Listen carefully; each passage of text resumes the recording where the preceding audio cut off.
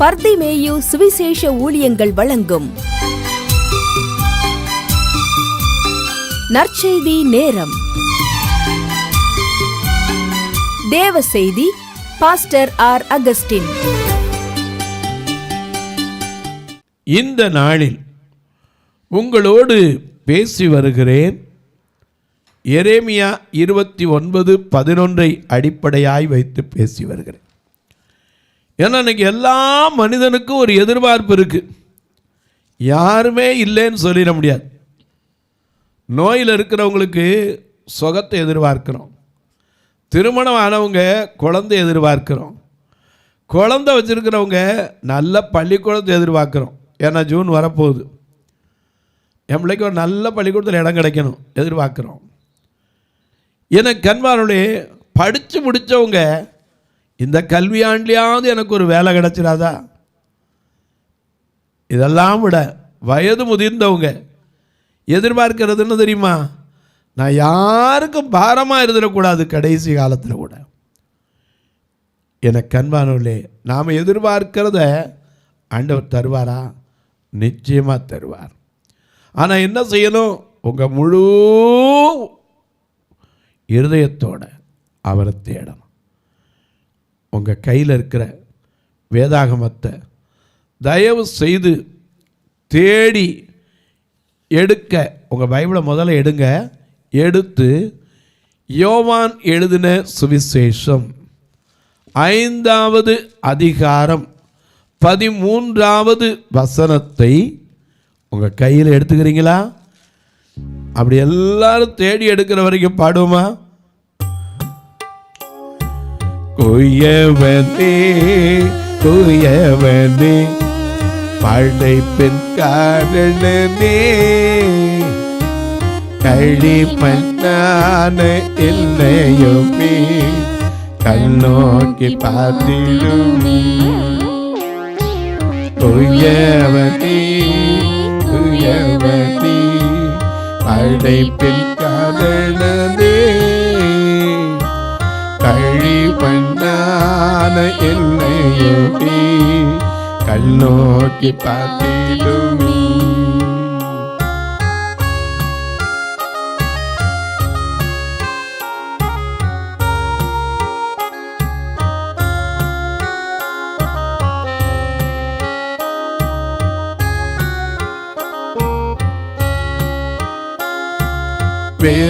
வெறுமையான பாத்திரம் நான் வெறுத்து தள்ளாமலே,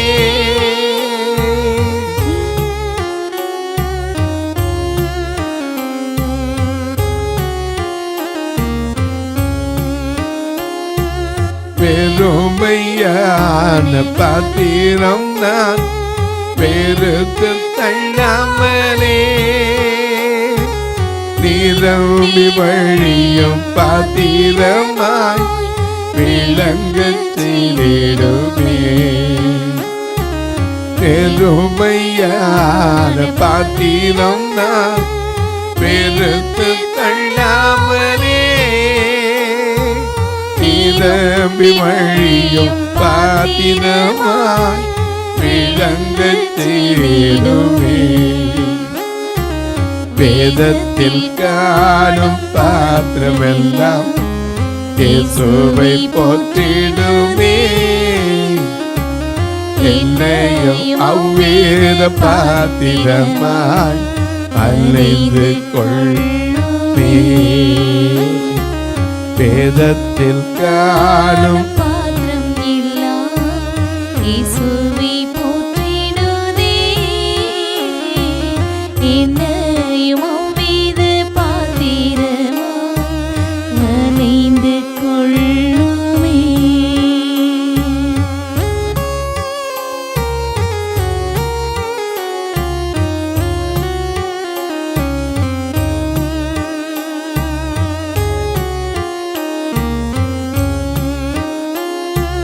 விலை போகாத பாத்திரம் நான் விரும்புவதில்லை. விலை போகாத பாத்திரம் நான் விரும்புவதில்லை. எல்லாம் உம் கிருபையா உகந்ததாக்கிடுமே.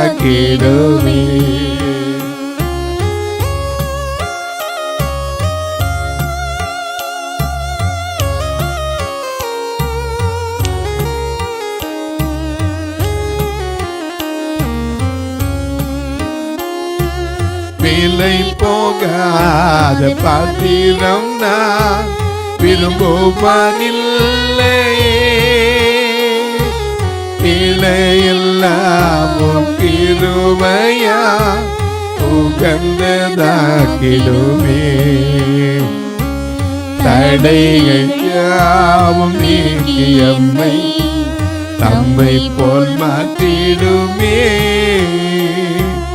உடைத்து என்னை உந்தனுக்கே உடமையாக்கிடுமே. உடைகள் யாவும் நீக்கியம்மை தம்மை போல் மாற்றிடுமே. உடைத்து என்னை உந்தனுக்கே உடைமையாக்கிடுமே. தூயவனே தூயவனே படைப்பில் காரணனே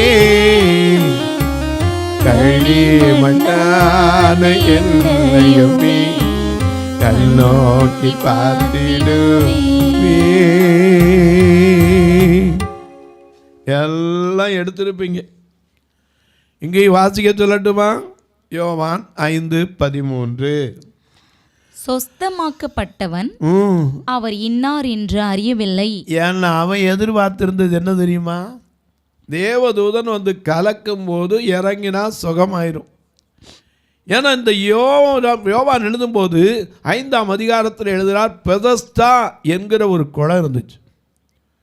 இந்த குளத்தில் எத்தனை மண்டபம் இருக்கும்? 5 மண்டபங்கள். இதில் சூம்பின கையை உடையவங்க, குருடர், சப்பானியர், மூடவர், தீராத வியாதி உள்ளவங்கள்லாம் வந்து இங்கே என்ன செய்வாங்க? படுக்கையை போட்டுருவாங்க. படுக்கையை போட்டு அங்கே ஒரு காரியம் நடக்கும். தண்ணீர் எப்பவாவது ஒரு சமயத்தில் தேவதூதன் இறங்கி வருவார். எப்போ வராருன்னு தெரியாது. ஆண்டவருடைய வருகை அப்படிதான். எப்போ வருவார்னு தெரியுமா? எந்த நேரம் வருவார்? அதிகாலையிலோ, சேவல் கூவுகிற பொழுதோ, நடுராத்திரியிலோ தெரியாது. அதனால தான் அவர் வருகைக்கு காத்திருக்கிறோம். ஆண்டவர் நம்ம பார்த்து கேட்குறார். அவரை விட்டு விலகி ஓடுறவங்கள பார்த்து கேட்குறார் ஒரு கேள்வி. என்ன கேள்வி? சிஸ்டர் சாரா நவரோஜி அதை பாட்டாவே எழுதுனாங்க. எனக்கு அது ரொம்ப பிடிச்ச பாட்டு. பாக்கியமான சேவைதே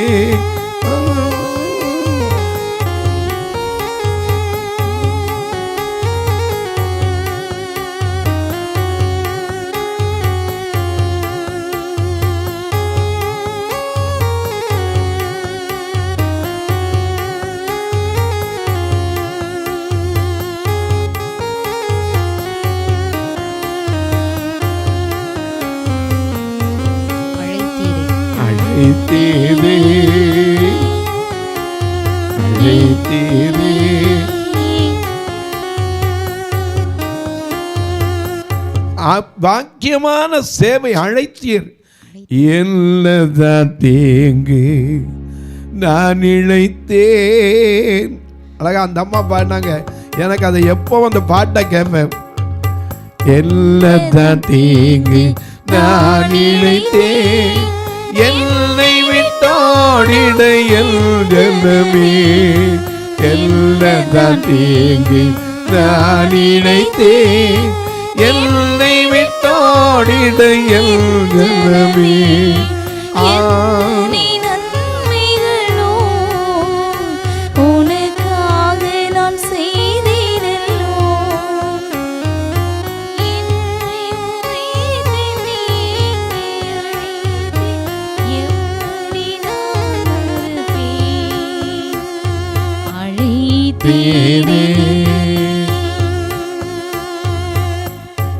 என்ன தீங்கு ஆண்டவர் செய்தார்? ஒன்றுங்க, நல்லது தான் செய்தார். நீங்கள் எதிர்பார்க்கிற முடிவை நமக்கு கொடுக்கறது தான் காத்திருக்கிறார். ஆனால் இவன் எதிர்பார்த்தது என்ன தெரியுமா?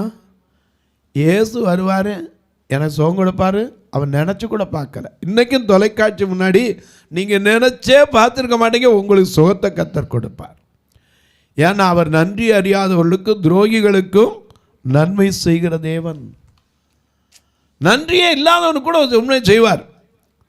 எனக்கு அன்பார்களே, அவன் எதிரே பார்த்துருக்க மாட்டான். அவன் எதிர்பார்த்தது என்னது? 5 மண்டபத்தில் ஒரு மண்டபத்தில் வந்து படுத்தான். அது எத்தனை வருஷம்? 38 வருஷம். வாழ்க்கையிலே வெறுத்து போயிடும். படுக்க கூட எப்படி இருந்திருக்கும் எனக்கு தெரியாது. ஏன்னா அது யாரும் உதறி எரித்து விடிச்சு கொடுக்க கூட இல்லை. ஏன்னா அவன் எந்திரிக்கவே முடியாதவன், அந்த அளவுக்கு படுத்திருப்பான். நான் இன்னொரு காலத்தில் யோசித்து பார்க்குறேன். அவன் கொஞ்சம் சிலர் இப்படி பிரசங்கிக்கிறாங்க, அவன் சோம்பேறிங்கிறாங்க. இல்லை, அப்படி முடிஞ்சிருந்தால் அவன் உருண்டாது போய் விழுந்திருப்பான். கொஞ்சம் அசைஞ்சு போக முடிய வாய்ப்பு இருந்தால் அவ்வளோ நாள் வரைக்கும் படுத்து கிடந்த கொஞ்சம் கொஞ்சமாக உருண்டாது போயிருக்க மாட்டானா? ஏன்னா அவனால் முடியலை. அவனுடைய எதிர்பார்ப்பு என்ன? தேவதூதன் கலக்கப்படும் போது எப்படியாவது நான் இறங்கிட மாட்டேனா? யாராவது எனக்கு உதவி செய்ய மாட்டாங்களா? சொந்தக்காரங்களை நம்பியிருந்தான். சொந்தக்காரங்களாம் 1 வருஷம் இருந்திருப்பான், 2 வருஷம் இருந்திருப்பான், 3 வருஷம் இருந்திருப்பான். இனிமே அவர் எந்திரிச்சு அவ்வளோதான்யா, தீராவியாதி இவனை பிடித்திருக்கிறது, படுக்கையில் கிடக்கிற இவன் இனி எழுந்திருப்பதில்லை என்று சங்கீதம் 41:8 முடிவே பண்ணி அத்தனை பேரும் போயிட்டான். எல்லாரும் உடனே போயிட்டான். இவன் படுத்து கிடக்கான். எதிர்பார்க்கவே இல்லை. ஏன்னா அவனுக்கு அவர் யாருன்னே தெரியாது. ஆனால் அவனை தேடி வந்து, அவனுக்கு தெரியாது, யாருன்னு தெரியாது. ஆனால் அவன்கிட்ட வந்து ஒரு கேள்வி கேட்குறார். என்ன கேட்குறாரு? 6ஆம் வசனம்.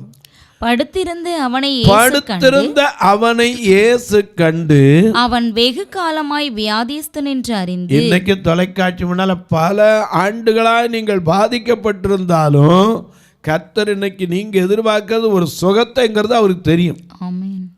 அந்த சுகத்தை தர்றதுக்கு தான் அவர் நம்மளை தேடி வந்திருக்கிறார். ஏன்னா சுகம் தரும் தெய்வம் அவருக்கு பேரு ஏகோவா ரப்பா, பூரண சுகம் தருகிறவர். ஆமென். சுகம் தரும் தெய்வம். நிச்சயமா நாம அன்னைக்கு பாடலாம். ஒரு நாள் அந்த சுகம் பெற்ற போது நாமளும் பாடுவோம். நான்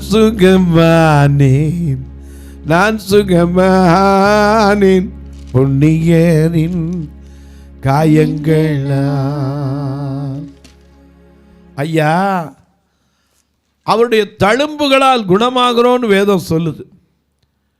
நம்முடைய மீறுதல்கள் நிமித்தம் அவர் காயப்பட்டார், அக்கிரமங்களின் நிமித்தம் அவர் ஒருக்கப்பட்டார், நமக்கு சமாதானத்தை உண்டுவிடும் ஆக்கினை அவர் மேல் வந்தது, அவருடைய தழும்புகளால் குணமாகிறோம். ஏசாயா 53:5.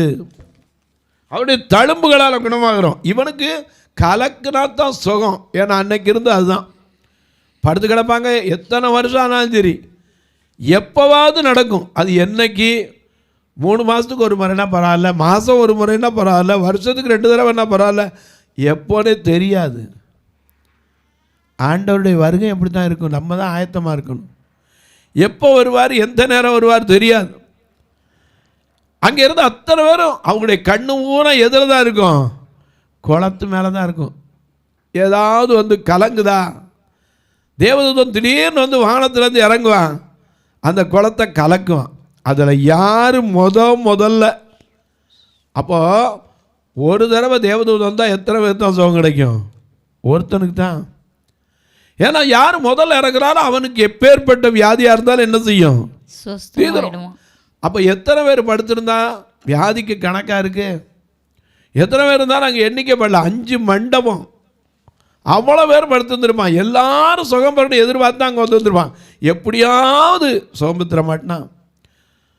ஆனால் அத்தனை பேர்ட்டையும் அவர் போய் கேட்கல.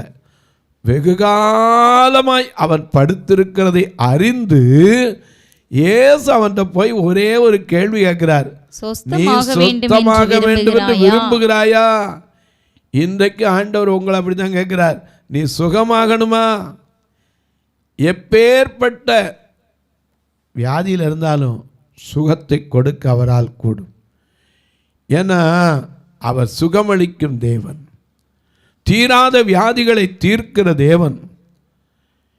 இந்த உலகத்தில் நீங்கள் கேட்கலாம், அப்படின்னா உங்களுக்கு ஏங்க கண்ணை கொடுக்கல? எனக்கு கண்ணை கொடுத்துட்டாருன்னா நான் இப்படி உட்காந்து பிரசங்கம் பண்ணுவேனா? எனக்குள்ள உலக ஆசை வந்துடும், பண ஆசை வந்துடும், உடைய ஆசை வந்துடும், அப்படி வாழணும் இப்படி வாழணும் வந்துடும். நான் என்கிட்ட ஆண்டவர் வந்து கேட்டார்னா எனக்கு கண்ணே வேண்டாம் தான் சொல்லுவேன். நான் உனக்கு கண்ணை தர்றப்பான்னா கூட வேண்டாமே, ஏன்னா அவருடைய நாமத்தை மகிமைப்படுத்துறதுக்கு இப்படி வச்சுருக்காரு. அதை போய் வேண்டாம் நம்ம சொல்றதுக்கு நம்ம யார்? எனக்கு கண்பானுடைய அவர் கேட்குறாரு, நீ சுகம் பெற விரும்புகிறாயா? அப்போ அவருடைய நிலையை சொல்கிறான், ஐயா சுகம் பெற விரும்புகிறேன், ஆனா ஆண்டவரே தண்ணீர் கலக்கப்படும் போது இப்போ எப்போ தண்ணீர் கலக்குது தெரியவும் மாட்டேங்குது, எப்போ தேவதூதன் வருவான் அதுவும் தெரிய மாட்டேங்குது. சரி, ஒருவேளை அப்படி கலக்கப்படும் போது என்னை யாராவது கொண்டு போய் விடுவானா எதிர்பார்த்து எதிர்பார்த்து இந்த இடத்துல 38 வருஷம் படுத்து கிடக்கேன், யாருமே இல்லையே, ஒருவரும் இல்லையே. ஆனால் அவர் சொன்னார், நான் இருக்கிறேன். ஏன்னா நம்ம பாடுறோம்ல, நான் உன்னை விட்டு விலகுவதில்லை, நான் உன்னை என்றும் கைவிடுவதில்லை.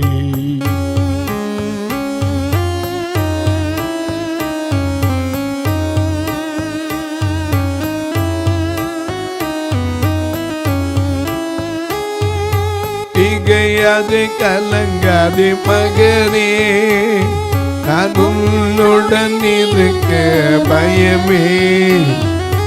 திகையாது கலங்காது மகளே, உன்னுடன் இருக்க பயமே. அற்புதங்கள் நான் செய்திடுவேன், அற்புதங்கள் உன்னை அதிசயமாய் நான் நடத்திடுவேன், உன்னை அதிசயமாய் நான் நடத்திடுவேன். நான் உன்னை விட்டு விலகுவதில்லை, நான் உன்னை என்றும் கைவிடுவதில்லை. நான் உன்னை காண்கின்ற தேவன், நான் உன்னை காண்கின்ற தேவன், கண்ணில் மணி போல் உன்னை காப்பேன், கண்ணில் மணி போல் உன்னை காப்பேன். நான் உன்னை விட்டு விலகுவதில்லை, நான் உன்னை என்றும் கைவிடுவதில்லை.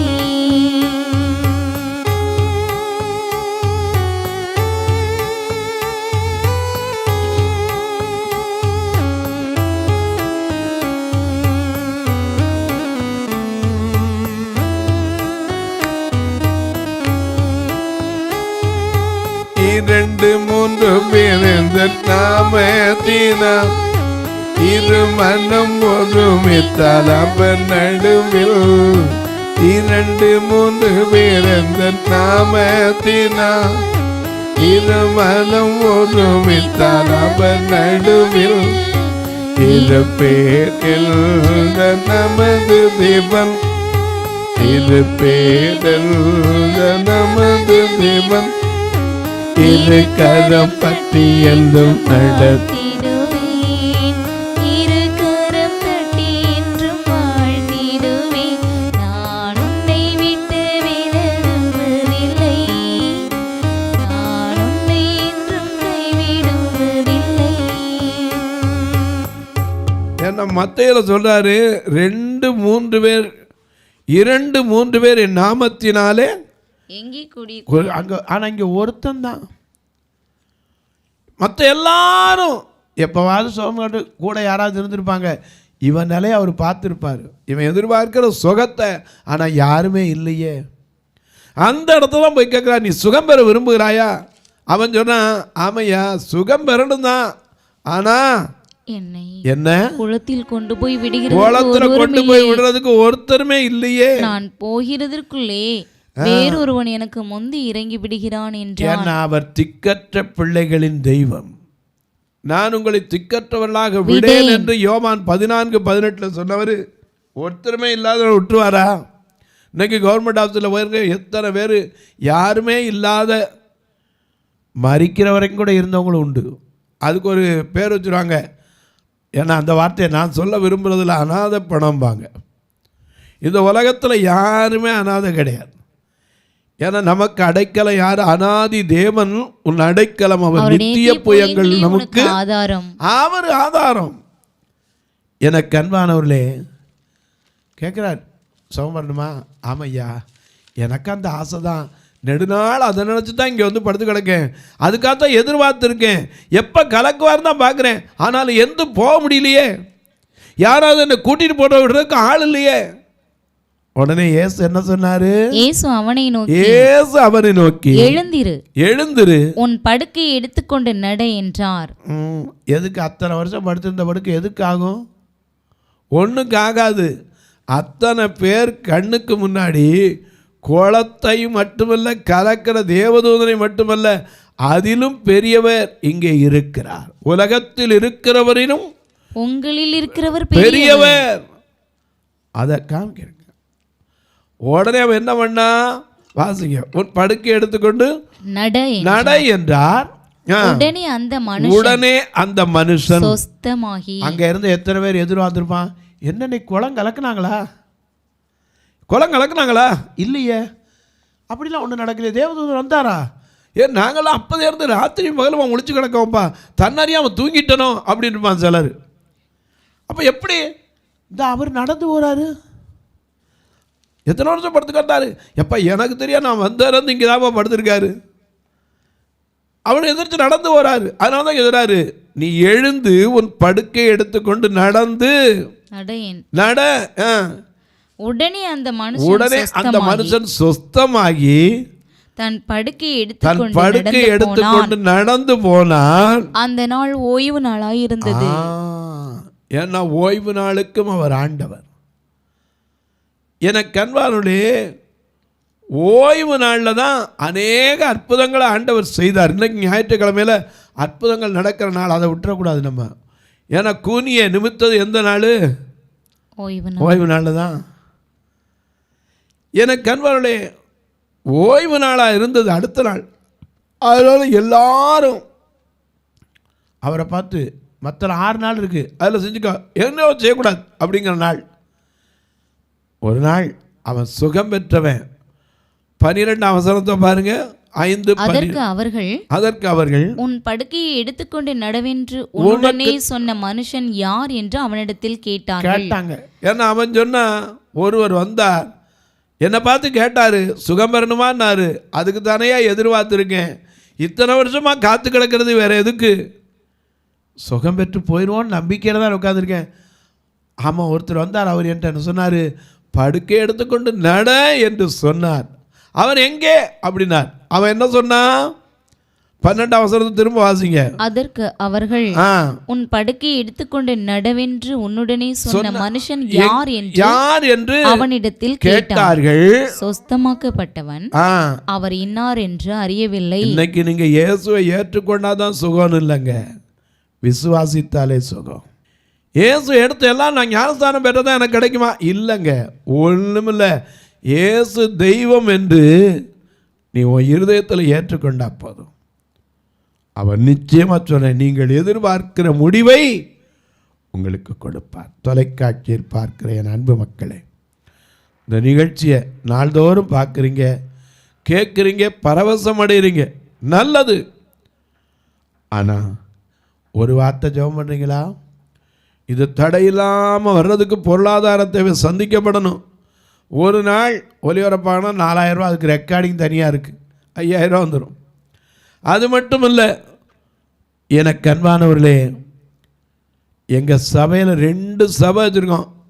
இதில் வர்ற ஏதாவது 1-2 எடுத்து தான் அந்த சபையில் வர்ற மக்களை ஒவ்வொரு வாரமும் கூட்டிகிட்டு வந்து அவங்களுக்கு நல்ல சாப்பாடை கொடுத்து சத்தியத்தை சொல்லி, எப்படியாயினும் அவங்க விசுவாசம் எல்லாம் போயிடக்கூடாதே, இத்தனை பாடுபட்டு 32 வருஷ காலம் இந்த ஊழியத்தை கர்த்தர் நிற்க உதவி செய்தார். காரணம் என்ன? நீங்களெல்லாம் கரத்தை திறந்தது தான். இந்த ஊழியம் நடப்பதை உங்களால் தான் நான் சொல்லுவேன். உங்களுடைய கைகள் எவ்வளவோ நெருக்கத்தில் கொடுக்குறீங்க. கர்த்தர் அதற்கேற்ற பலனை உங்களுக்கு தரட்டும், உங்கள் பிள்ளைகளின் பிள்ளைகளுக்கும் தரட்டும். எப்படியா தொடர்பு கொள்வது? எந்த காரியத்துக்கு உதவி வேணும் எங்களுக்கு தெரியலையே. கட்டுமான பணிக்கு உதவலாம், தொலைக்காட்சி நிகழ்ச்சி ஒரு நாள் நிகழ்ச்சியை தாங்கலாம், பார்வையற்றவங்களுக்கு ஒரு நாள் உணவு கொடுக்க உதவலாம். திருநெல்வேலி ஆலயத்தில் எப்போவுமே தங்கியிருக்காங்க, எல்லா நாளும் அவர்களுக்கு மாதம் முழுக்க அங்கே சாப்பாடு தான் கொடுத்துக்கிட்டு இருக்கோம். இதற்கென்று உதவலாம். ஒருவேளை 2 மூட்டை அரிசி வாங்கி கொடுக்கலாம். இன்னும் சொல்லப்போனால், ஐயா நான் ஒரு பலசர கடை வச்சுருக்கேன், மாதம் ஒரு குறிப்பிட்ட சாமான் தான், அல்ல தாராளமாக கர்த்தர் ஏவினால், கட்டாயம் இல்லை, விசனமாயல்ல. அது மட்டும் இல்லை, எப்படியா தொடர்பு கொள்ள? நான் அவ்வளோ தூரம் தூக்கிட்டுலாம் வர முடியாது, ஏதோ என்னால் முடிஞ்சதை செய்கிறேன். 2 நம்பர் இங்கே டிஸ்பிளேயில் வந்துக்கிட்டே இருக்கும். அதில் ஜிபே, ஃபோன்பே உண்டு. நீங்கள் தொடர்பு கொள்ளலாம். உங்கள் ஜெபக்காரியம் எது இருந்தாலும் காலை 10லிருந்து 5 மணிக்குள்ள தாராளமாக சொல்லலாம். ஒருவேளை உங்களுக்கு வாஞ்சை இருக்குது, நான் நேராக வந்து பார்க்கணுன்னு ஆசைப்படுறையா, ஞாயிற்றுக்கிழமை காலை 7லேருந்து 9 வரைக்கும் மதுரையில் ஆராதனை உண்டு.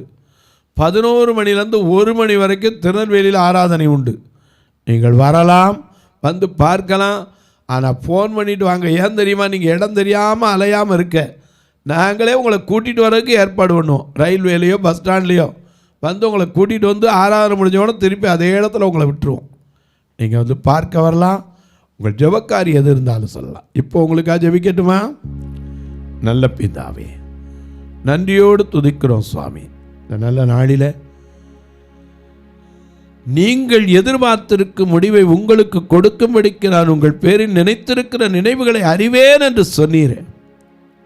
அது தீமைக்கல்ல, சமாதானத்துக்கு என்றீரேன். ஒவ்வொருவருடைய எதிர்பார்ப்பிலும் தீமை அல்ல, சமாதானத்துக்கு ஏதுவான நன்மைகளை செய்யும். இந்த ஊழியத்தை தாங்குகிற, ஜெபிக்கிற, கொடுக்கிற எல்லா மக்களையும் ஆசீர்வதி. இயேசுவின் நாமத்தில் ஜெபிக்கிறேன் நல்ல பிதாவே, ஆமென். சபை ஆராதனை ஞாயிறு காலை 10 மணி முதல் 12 மணி வரை. இடம் பர்திமேயு சுவிசேஷ ஆலயம், அன்னை சத்யா நகர், இளமனூர் அஞ்சல், சக்கிமங்கலம் வழி, மதுரை மாவட்டம். பின்கோட் 625201 மற்றும் பர்திமேயு சுவிசேஷ ஜெப வீடு, flat number 107, Eden garden, Muthur, Tirunelveli. Pincode 627011. சிறப்பு உபவாச கூட்டம் ஒவ்வொரு மாதமும் 2வது சனிக்கிழமை காலை 10 மணி முதல் 1 மணி வரை நாகர்கோவில் YMCA ஹாலில் வைத்து நடைபெறுகிறது. மற்றும் ஒவ்வொரு மாதமும் 4வது சனிக்கிழமை காலை 10 மணி முதல் 1 மணி வரை திருநெல்வேலி புதிய பேருந்து நிலையம் அருகில் உள்ள கிரேஸ் ஹாலில் வைத்து நடைபெறுகிறது. எங்கள் எல்லா ஆராதனைகளிலும் கலந்து கொண்டு தேவனை மகிமைப்படுத்த அன்பாய் அழைக்கிறோம். உங்கள் உதாரத்துவமான காணிக்கைகளினால் இவ்வூழியத்தை தாங்க விரும்பினால் R Augustine, account number 5021364331, IFSC code IDIB 000B066, Indian bank, BP Kulam, Madurai. GPay number 9842181917, BGM ministries மற்றும் 9442559772, பிளைண்ட் மினிஸ்ட்ரீஸ் அகஸ்டின். உங்கள் தொடர்புக்கு பாஸ்டர் ஆர் அகஸ்டின், பர்திமேயு சுவிசேஷ ஊழியங்கள், நாகமலை, புதுக்கோட்டை, மதுரை 625019. தொலைபேசி எண்கள் 9842181917 மற்றும் 9442559772. கர்த்தர் தாமே உங்களை ஆசீர்வதிப்பாராக.